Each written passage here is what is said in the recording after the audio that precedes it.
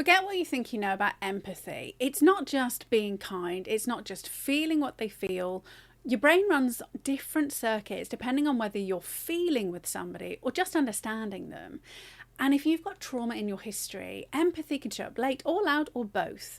And in therapy sessions, I'm solid because I'm prepared for it. I'm resourced. I'm there on purpose. But if it's my partner or a stranger online telling a story that hits too close to home, that's where it lands. It's instant, a tightening in my gut, a wave of nausea, and then this sucker punch of sadness. And here's the weird bit. I can sit with somebody in a therapy session talking about the darkest stuff and stay completely grounded. But I can read one message online and my body reacts like it's my plane.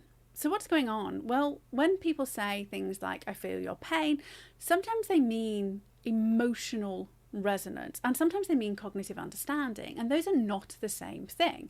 Like, a really popular story is that empathy always equals shared pain, and that's just not true. Like, you always absorb somebody else's emotion and now it's yours to carry. That's the illusion. Empathy is more like a spectrum. We have recognition, I can see you're hurting. Understanding, I get why you're hurting. Resonance, my body feels it with you. Or compassion, I want to help. And your brain doesn't use one pathway for all of that. And yes, I am going to say it, mirror neurons are not the whole empathy story. They're a piece, not the entire plot. Now, when you emotionally resonate, the I feel it in my body kind, two areas of your brain light up again and again. First up, your anterior insula. This helps map internal body states like gut tightening, throat closing, chest heavy feeling, or the anterior cingulate cortex, your ACC, which is involved in distress processing and the drive you have to respond. So when empathy feels physical, it's not you being dramatic, it's your brain body system translating social information into sensation. But that's just one type of empathy. Affective empathy, that's the felt kind. But there's another type, the one which no one really talks about because somehow it seems less empathetic. Now, cognitive empathy is not a feeling empathy, it's a thinking empathy. It's perspective taking. It's I can see how that would land for you. And this shows up and leans on regions in your brain such as the temporietal junction, your TPJ, which is where you model somebody else's viewpoint, your medial prefrontal cortex, your mPFC, which is where you interpret intentions, context, and meaning. And this matters because you can have high cognitive empathy and low affective empathy. So you understand the situation, how it feels, but you don't absorb the emotional state so that it overwhelms you. Or you can have high affective empathy and low cognitive empathy, where you're slammed by the emotional turbulence of it all, which hampers your capacity to make sense of things.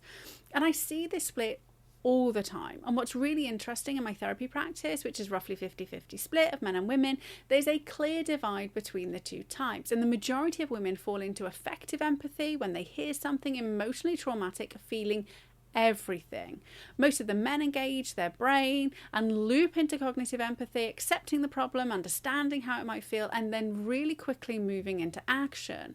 And the need to fix the issue, not understand it, is at the forefront of their minds. Is it biology? Is it how we're raised? Probably a little mix of both. But it does explain something I've watched for years. Men often get results faster in therapy because they don't get bogged down in the emotional whirlpool. They hear the evidence, use the tools, take the actions, and experience rapid shifts in their emotional state and behaviour patterns. Women, they drive me insane. I spend the first few weeks nudging them to just give the technique a try because they're overwhelmed by emotion and convinced they're the one unfixable exception. And spoiler alert, if you're human, neuroplasticity proves no one is unfixable. But now we have to throw in trauma. And trauma can delay empathy, not because you're bad, but because survival comes first. And I'm going to be blunt. For the first 25 years of my life, I didn't do empathy properly. I was in a rage, I felt victimized, and part of me wanted the world to feel what I felt. And in my early 20s, I had a moment that terrified me, realizing I didn't actually care when somebody was upset, even if it was because of something I'd done. That's the moment I started wondering if I was a psychopath, like if I would one day wake up and have a burning desire to be a serial killer. And that fear sent me down the rabbit hole of what makes humans happy and healthy. And as an aside, low or no empathy is part of what's clinically defined as a psychopath, but it's not the only thing. You You also have to have a lack of remorse, superficial charm, be manipulative, and take part in antisocial behaviours. Now, I'm not actually ashamed to say it. I probably would have scored quite highly on the psychopathy scale, but not all psychopaths are serial killers. Most of them are bankers and politicians, so make of that what you will. Now, if you struggle with empathy, whether you have too much or too little, or if it came online later in life, you're not broken. Empathy is a skill, and trauma can block it as a protection mechanism. The path back isn't shame, it's love. Love of yourself, warts and all. Love of others without judgment. And if the second one sends you into a victim spiral, here's something to stop it in its tracks. It's not your journey. They have no right to judge you, and you have no right to judge them. And the moment you stop being a hypocrite, life gets so much easier. And here's an empathy experiment for you to try over the next 7 days. It's really simple, and it's going to help change everything for you. So when you feel that gut tightening empathy hit, first up ask, am I feeling or am I fixing? Rate your urge to rescue from 0 to 10, 0 being I don't give a shit and wouldn't piss on them if they were on a fire, 10 being oh my god, I need a private jet to get there right now. Your bags are already packed before you realise what's going on. Do one regulation move to bring yourself back into the present moment. For example, a long exhale, force your shoulders down and relax the muscles in your face. And then choose one response. Connection, I'm here, I hear you. Or containment. I care and I trust you to choose your next step. You're training your nervous system to stay connected without taking ownership.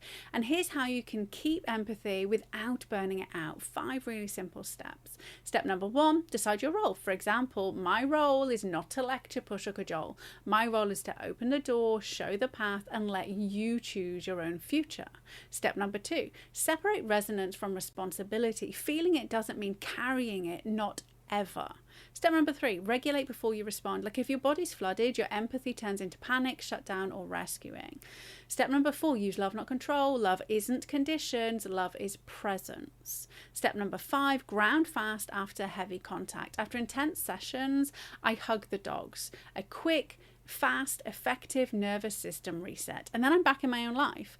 And the only person who decides if an event derails your path to peace is you. Most importantly, empathy is not a personality trait. It's a neurobiological capacity, a set of networks, a skill that you can build. And when you learn the difference between feeling with somebody and trying to save them, you stop drowning in other people's stories. You stay human, you stay connected, and most importantly, you stay free. Now, P.S. if you're the kind of woman who feels everything in her gut and you're tired of carrying what was never yours, that's exactly what the Happiness Hacks Lab is for. It's built to help you harmonise your nervous system so that you can keep your heart open without losing yourself.